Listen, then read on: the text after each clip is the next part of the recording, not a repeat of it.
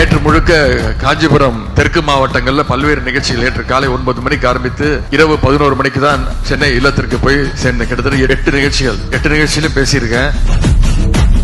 ஒவ்வொரு நிகழ்ச்சிக்கு போகும்போதும் அங்க கூடியிருந்த பொதுமக்களை சந்திச்சு பேசியிருக்கிறேன். வரும்பொழுது கொஞ்சம் சோர்வாக இருந்தது.